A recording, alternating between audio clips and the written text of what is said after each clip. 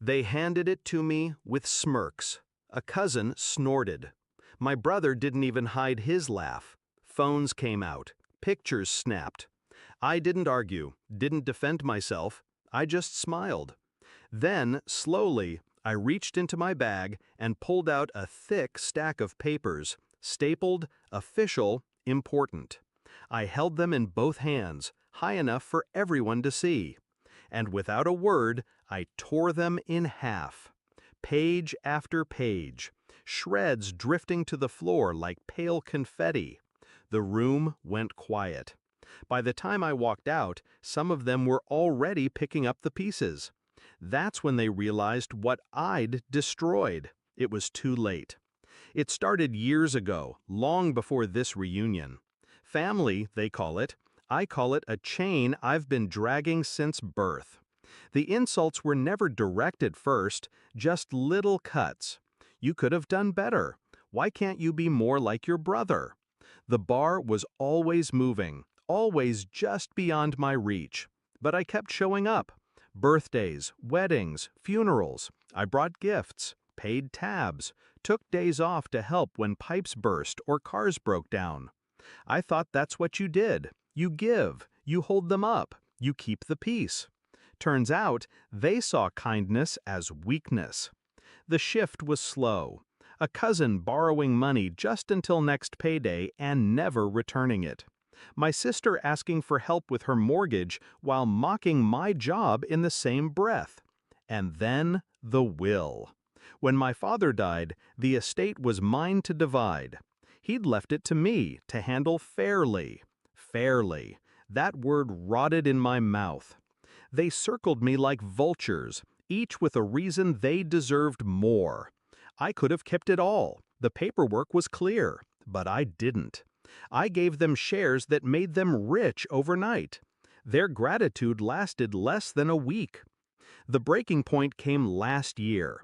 I'd paid for a rental house by the lake, a week for all of us to be together. Food stocked, bedrooms assigned, every detail arranged. I thought maybe, just maybe, this time it would be different. But they mocked the menu, complained about the beds. And on the third night, I overheard my brother in the kitchen laughing. He's still trying to buy our love. Someone else replied, cheaper than therapy. I didn't walk in. I didn't shout. I just stood in the hallway, the light from the fridge spilling across the floor, and I made a decision. No more. The will, the trust, the business shares.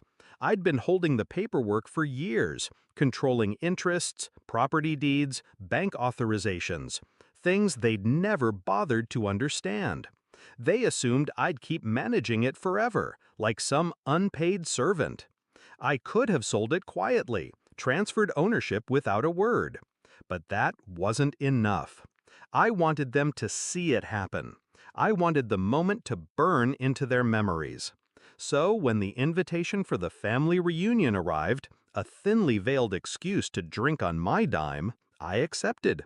I told them I'd bring something important. The day came. I walked into the hall they'd rented. Long tables lined with food. A banner on the wall. Family forever. And then the shirts. Handed out like party favors. Mine, the joke, got the biggest laugh. My brother actually wiped tears from his eyes. I slipped the t-shirt over my head. The cotton clung to my skin, hot under the fluorescent lights. I smiled. Then I reached into my bag. The papers were thick in my hands. The trust documents, the property titles, the business contracts. Every signature I'd ever given to protect them. Every legal string that tied me to their well-being. I looked at my brother first. His grin faltered. At my sister. She tilted her head, sensing something shift. Then, rip. The first tear echoed in the quiet. The second made my cousin's fork freeze halfway to his mouth. I kept going. Page after page, the sound sharp, final. No speech, no explanation. By the time the last scrap hit the floor, my hands were empty. I turned and walked toward the door. Behind me, chairs scraped back. "What was that?" my brother's voice, tight now. "What did you just do?" my sister. They gathered around the shredded pile. Someone picked up a page. I heard the words whispered. "Property transfer. Relinquish all claim." And then, louder, panic creeping in. "These were the deeds. He just—" I stepped outside into the cold evening air. The laughter was gone. Inside, voices rose, overlapping, urgent. They understood now. No more free vacation homes. No more rental income from properties I managed. No more dividends from the business I kept afloat. No more safety net. They had mocked the one person holding it all together. And now I had let go. People like to think revenge is about rage. It's not. It's about patience, precision, choosing the moment when silence will cut deeper than shouting. As I walked away, I didn't feel anger. I felt light, free. They'll spend months trying to undo what I did in minutes.